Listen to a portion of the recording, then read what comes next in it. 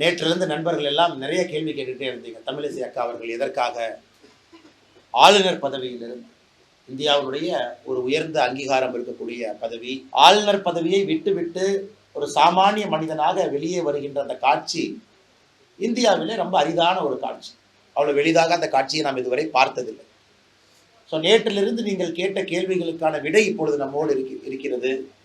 அக்கா தமிழிசை சவுந்தரராஜன் அவர்கள் பாரதிய ஜனதா கட்சியில 25 ஆண்டுகளாக 1997 99 செப்டம்பர் 17ஆம் தேதி 25 ஆண்டுகள் பாரதிய ஜனதா கட்சியில உறுப்பினராக இருந்தார். இடையில 2019 இருந்து தொடர்ச்சியாக ஒரு மாநிலம் அல்ல 2 மாநிலத்தினுடைய ஆளுநராக இருந்து பெரிய பேர் வாங்கியிருக்கிறார். குறிப்பாக புதுச்சேரியை பொறுத்தவரை ஒரு அட்மினிஸ்ட்ரேட்டிவ் ஆளுநராக நிறைய முடிவுகள் எடுக்கக்கூடிய ஒரு ஆளுநராக இருந்து புதுச்சேரி மக்களுடைய அன்பை எல்லாம் முழுமையாக பெற்று, அதன் பிறகு தெலங்கானாவுடைய ஆளுநராக இருந்து ஒரு கடுமையான ஒரு சூழல்ல கூட தன்னுடைய கண்ணியத்தை விட்டுக் கொடுக்காமல், அரசியலமைப்பு சட்டத்தை விட்டுக் கொடுக்காமல், ஒரு ஆளுநர் பதவிக்கு இருக்கக்கூடிய அழகோடு பணியாற்றிவிட்டு ஒரு கஷ்டமான முடிவு அவங்க எடுத்திருக்கிறாங்க. ஒரு எளிதான முடிவு இது கிடையாது. உண்மையை சொல்ல வேண்டும் என்றால் ஒரு கஷ்டமான முடிவு எடுத்திருக்கிறாங்க. நீண்ட ஆலோசனைக்கு பிறகு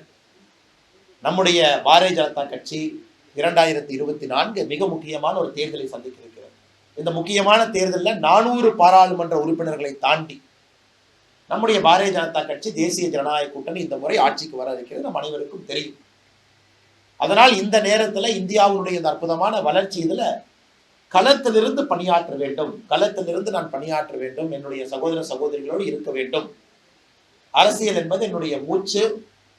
சில காலமாக அதிலிருந்து நான் பிரிந்திருக்க வேண்டிய சூழ்நிலை இருந்தாலும் கூட மறுபடியும் என்னுடைய ஃபர்ஸ்ட் லவ் பாலிடிக்ஸ்க்கு வர வேண்டும் என்கின்ற ஒரு வேள்வியோடு நேற்று முன்தினம் ஆளுநர் பதவியிலிருந்து ராஜினாமா கடிதம் அளித்து அதை மேதகு நம்முடைய குடியரசுத் தலைவருக்கு அனுப்பி வச்சிருந்தார்.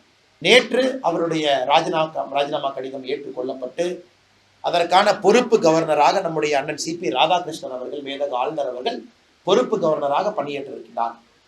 இன்னைக்கு நம்முடைய பாரதிய ஜனதா கட்சியினுடைய அலுவலகத்துல தன்னை மறுபடியும் ஒரு தொண்டனாக, மறுபடியும் ஒரு சாமானிய உறுப்பினராக இன்று பாரதிய ஜனதா கட்சியினுடைய அலுவலகத்தில் வந்து அக்கா தமிழிசை சவுந்தரராஜன் அவர்கள் தன்னை இணைத்துக் கொண்டிருக்கிறார். அக்கா அவர்கள் விட்டு சென்ற பொழுது எந்த உறுப்பினர் எண் அதுல விட்டு சென்றார்களோ அதே உறுப்பினர் எண்ணோடு புதிய அடையாள அட்டையோடு கொடுக்கப்பட்டிருக்கிறது. அவருடைய இந்த வருகை என்பது தமிழக அரசியல் மட்டுமல்ல, இந்திய அரசியல் எல்லோரும் திரும்பி பார்க்கக்கூடிய ஒரு நிகழ்வாக இன்று அமைந்திருக்கிறது.